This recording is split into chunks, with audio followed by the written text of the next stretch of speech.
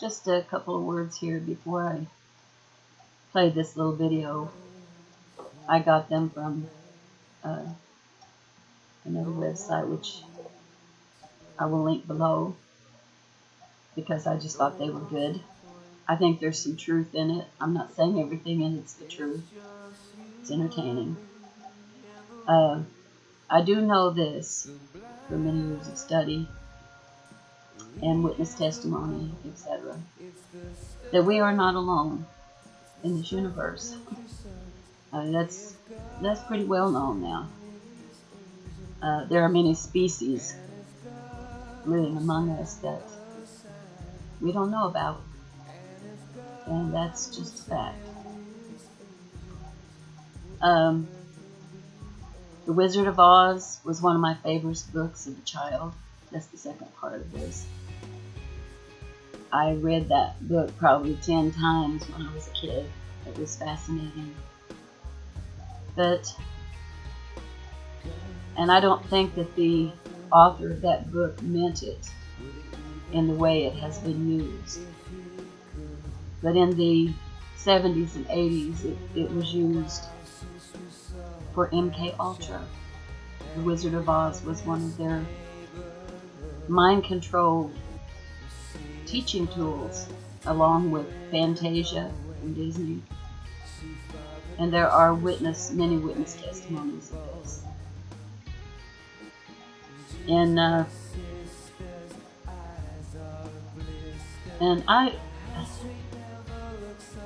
just because you don't understand something, and there's a lot that I don't understand too. I'm not a know-it-all.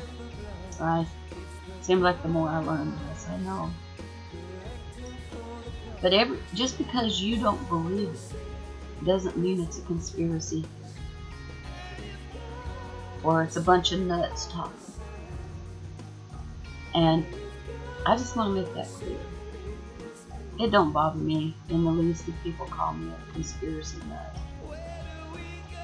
I'm one of the biggest skeptics that ever lived because of what I've been through. But there are some things I do know that people call conspiracy theories, and they don't realize that the word conspiracy theories was coined by the very corrupt and crooked C.I.A. So there's a lot of things, like after World War II, when they brought hundreds, if not more, thousands maybe, I don't know exactly the number, of Nazi scientists from Hitler's Germany after World War II to America. Werner von Braun was one of them. He started NASA. NASA has some of the most sophisticated mind control techniques in existence. They use harmonics. They can give people their singing voice by adjusting the harmonics in their throat. I don't know how they do it, but they can give people their talents. That's why so many of our stars are singers and movie stars, etc., entertainers, are basically mind control puppets. They are victims of MK Ultra. Now, this is a real thing. You can look it up. It's on the History Channel. It's in history books. It's in articles everywhere. These are documented programs that were used in our country that came straight out of Hitler's Germany. So I just thought these two little videos put together told a big story. And I'm going to shut up now because I'm talking as long as the movie is. You guys have a good day.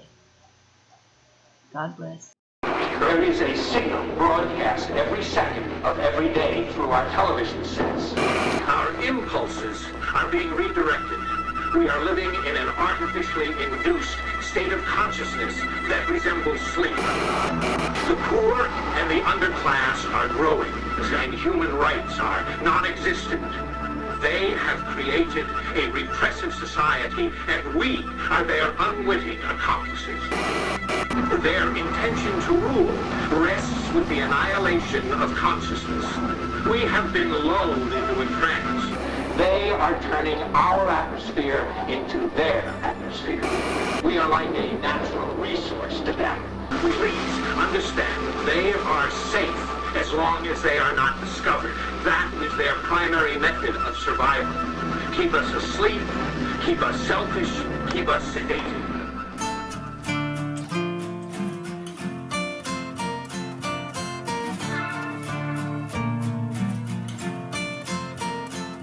On the weekday, don't be surprised, don't be surprised. Walk like us. They even talk like us. Walk like us. But they are not like us. On the weekday, you can see the signs, you can see the signs. They wear the disguise. Look into the mind's eye. There's nowhere to hide. Frosted-colored lines. Whispers from afar. We know who you are. Windows to the stars.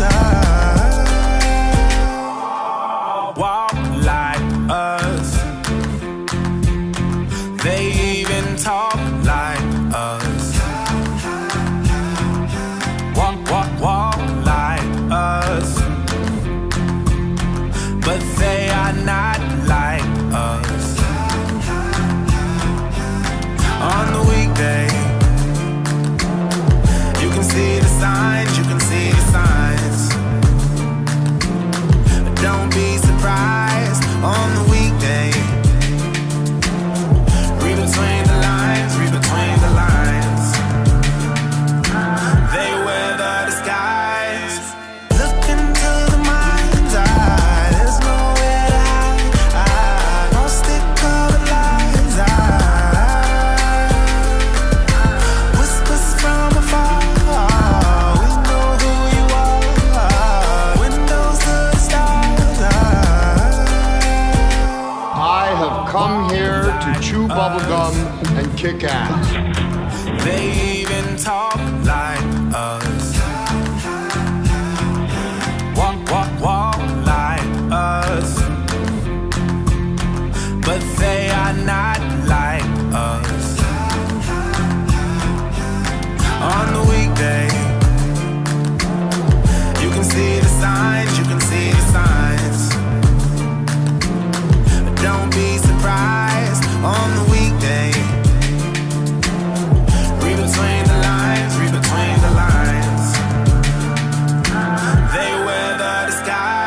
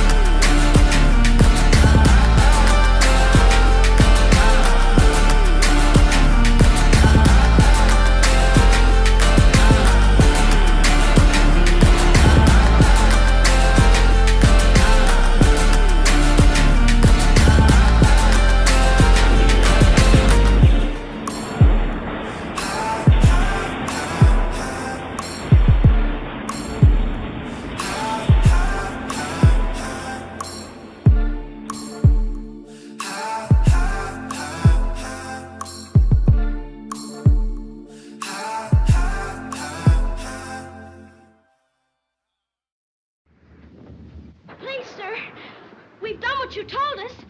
You've had plenty of time already. Yeah. Do not arouse the wrath of the great and powerful Oz. I said come back tomorrow. If you were really great and powerful, you'd keep your promises. Do you presume to criticize the great Oz?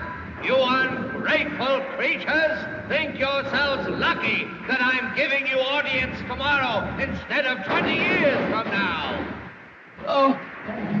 The great Oz has spoken. Oh, Pay no attention to that man behind the curtain. The great Oz has spoken. Who are you? Oh, I am the great and powerful Wizard of Oz. You are? I don't believe you. No, I'm afraid it's true. There's no other wizard except me. you humbug! Yes, it's exactly so. I'm a humbug. Oh, you're a very bad man. Just a very bad wizard.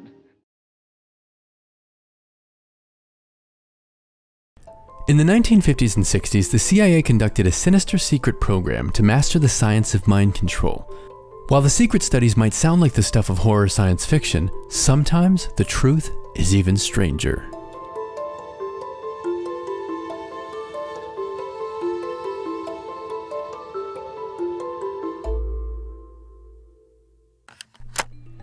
Beginning in 1945, American and British organizations teamed up to gather as much military, scientific, and technological research as possible throughout occupied Germany.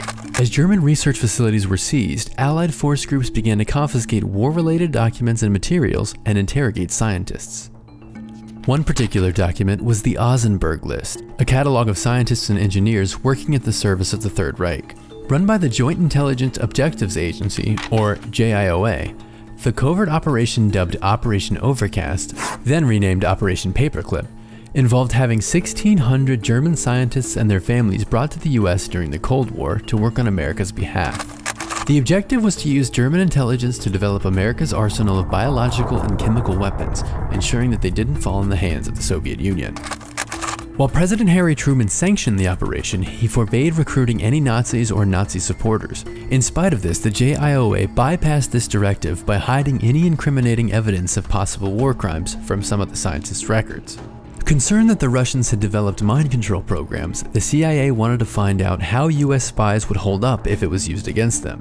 With this in mind, Operation Bluebird, later called MKUltra, was created by Dr. Sidney Gottlieb.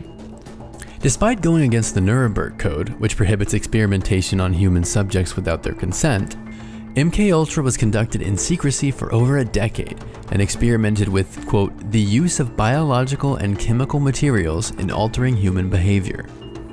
This amounted to many experiments being carried out on an estimated thousands of US subjects, many of whom did not know exactly what they were signing up for. Some of the subjects included sex workers, prisoners, and people with terminal illness. And many of the experiments involved the administration of illegal drugs.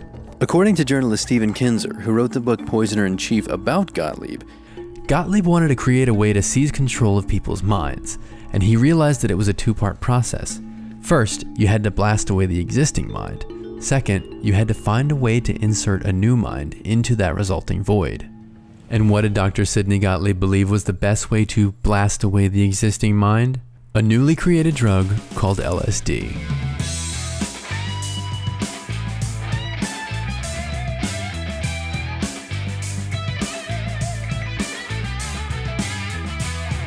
After its discovery in 1943, psychiatrists researched the drug for possible use for depressed, psychotic, and epileptic therapies.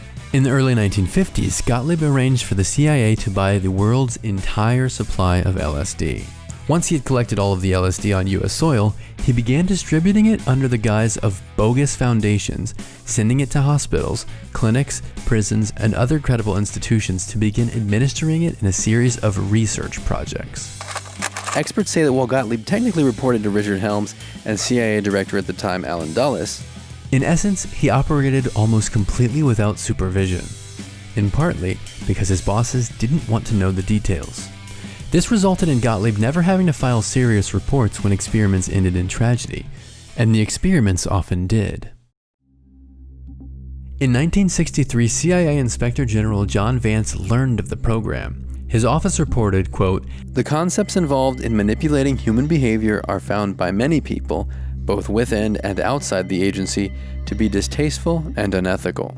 As a result of this report, Project MKUltra's operations were slowly scaled back. Eventually, Gottlieb decided that LSD was not useful and that mind control was not possible. The program ended, and in 1973, CIA Director Richard Helms ordered that all documentation from Project MKUltra be destroyed. But while most of the records were destroyed, information on the project remained in some 8,000 pages of financial documents that were accidentally left over. These, along with witness testimonies, would piece together the sordid history of MKUltra. A 1985 Supreme Court document identified MKUltra as 162 separate projects under one umbrella, many of which were conducted at universities and research foundations that did not even know they were taking part in a CIA experiment. Taking place all over the country, the experiments used LSD, barbiturates, hypnosis, and biological agents, and resulted in some unspeakable horrors. In one instance, a mental patient in Kentucky was continuously fed LSD for 174 days. And while nearly every part of the MKUltra experiment is easily viewed as horrifying, nothing is so stomach-turning and alarming as the death of Frank Olson. On November 28, 1953, government scientist Frank Olson jumped from, or was pushed, from a high-level window at the Hotel Statler in New York City. The fall killed him, and the CIA claimed he jumped from the window, committing suicide due to work-related stress. In his life, Olson was recruited to work for the Army's biological lab in 1950 to develop aerosol weapons that could be transmitted through air particles. During visits to warfare research centers in UK, Paris, Norway, and West Germany, it is said that he witnessed extreme interrogations in which the CIA committed murder using biological weapons that Dr. Olson had developed. On November 24th, he told his division chief that he was resigning. His chief then suggested he head to New York for psychological treatment. The day after Thanksgiving, Olson called home saying he was feeling better. Olson would die later that evening. While his family accepted the explanation from the CIA that his death was the result of a stress-induced suicide, they changed their mind when in 1975 details of Project MKUltra were made public. An investigation by the family would show that the window of the hotel was too small for Olson to have jumped out himself. Later in the 70s, the CIA admitted that Olson had been drugged, and President Gerald Ford apologized to the family, but the cause of the death remained a mystery. In 1974, Seymour Hersh exposed the MKUltra program when he wrote about it for the New York Times. In 1977, a Senate committee conducted hearings about the project. They noted that there were effectively very few medical pre-screening procedures in place for subjects targeted in the program. Moreover, the report states, at least one death, that of Dr. Olson, resulted from these activities. The agency itself acknowledged that these tests made little scientific sense. The agents doing the monitoring were not qualified scientific observers. The test subjects were seldom accessible beyond the first hours of the test. In a number of instances, the test subject became ill for hours or days, and effective follow-up was impossible. The committee decided that the victims of MKUltra should be notified, but finding them was quite difficult since the CIA had destroyed much of the project's records. While lawsuits were filed and court cases heard demands for restitutions for victims and more information be released, ultimately little was done. According to San Francisco Weekly, only 14 people were actually notified, even though potentially thousands were exposed to MKUltra experiments. In 1994, Frank Olson's son had his father's body exhumed. A new investigation showed that Frank Olson had suffered a blow to the head before falling to his death, but a New York District Attorney investigation showed inconclusive results. The family reached a settlement with the US government. While so little of what actually went on as part of the MKUltra experiment is known today, the experiments have become intertwined with pop culture.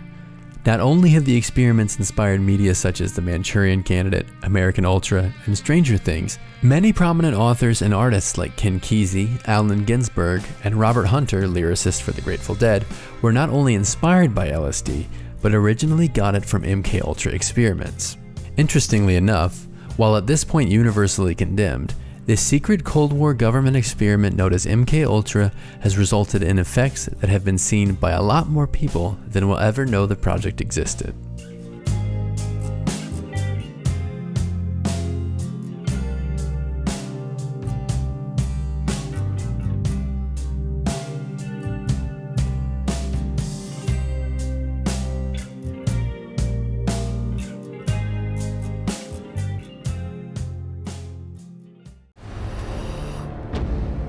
In the wake of World War II, the US government is engaged in a large number of secret medical experiments designed to help win the Cold War.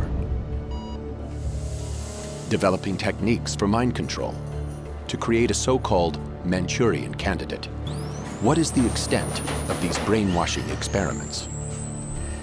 How did the CIA become involved in such far-reaching and disturbing research? In May 1953, scientists at Porton Down are researching one of the most lethal nerve agents known to man, sarin. The experiments are conducted on military volunteers, but the young servicemen have no idea what they are letting themselves in for. On the board there was a separate notice, typed, which said in so many words, volunteers wanted to help find a cure for the common cold. By volunteering, Ken Earl becomes an unsuspecting guinea pig in the war against the Soviets. On May 4th at Porton Down, he and 5 other Air Force men are led into a small room by 2 technicians. We were told by the 2 men to roll up the left sleeve. These 2 men then took 2 pieces of material and they taped them to our forearm.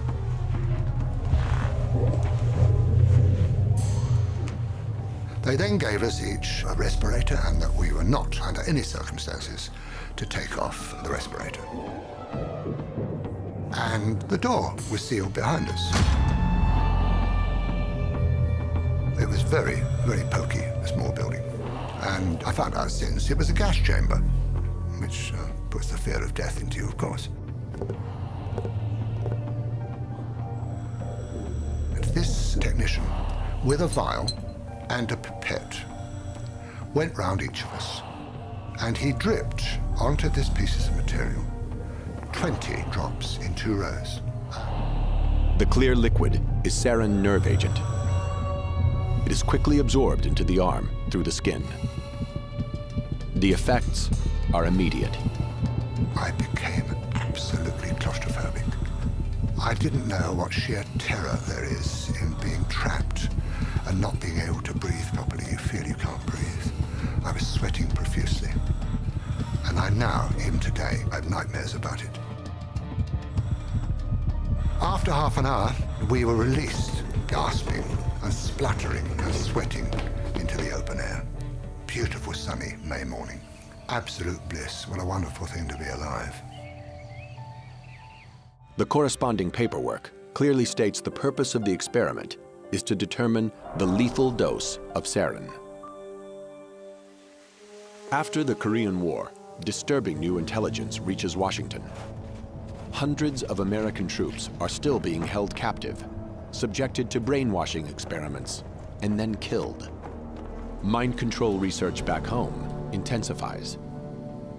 The new goal is to cause an individual to become subservient to an imposed control, to the point where he will perform acts against his will and then have no memory of the act. The search for a real-life Manchurian candidate begins. To produce such an assassin, the CIA faces 2 main challenges: how to induce amnesia and how to program in new behavior. In 1957, Dr. Ewan Cameron, an eminent psychiatrist in Montreal, believes he has the answers. Cameron applies his techniques under the guise of normal therapy.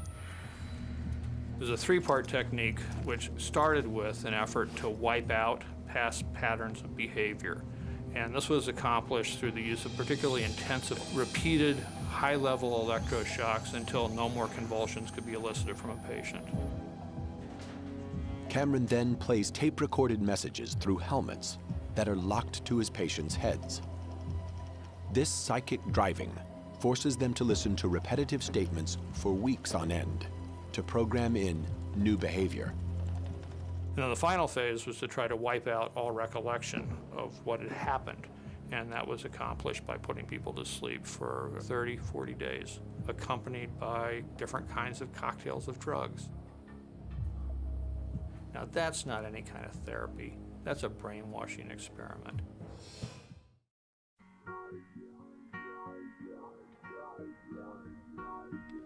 Nobody else here, baby. No one here to blame. no one to point the finger. It's just you and me and the rain. It's the blind leading the blind. It's the stuff of country songs. If God will send his angels, and if God will send a sign, and if God will send his angels, will everything be alright?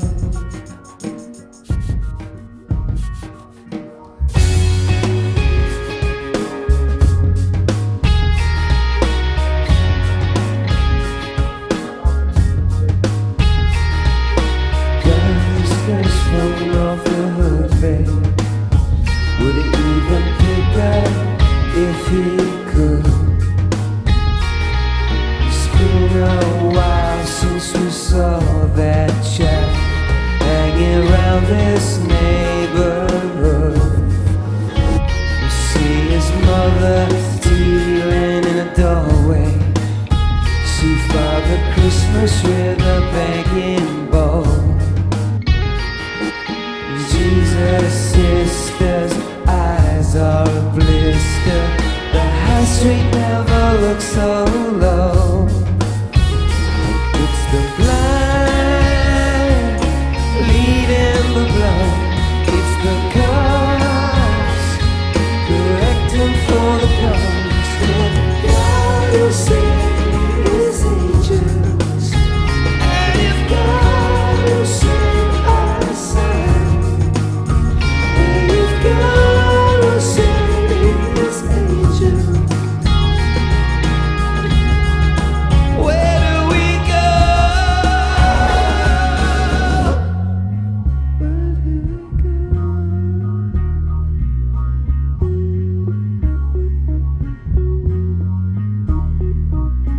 Jesus never let me down. You know, Jesus used to show me the score. Then they put Jesus in show business. Now it's hard to get in the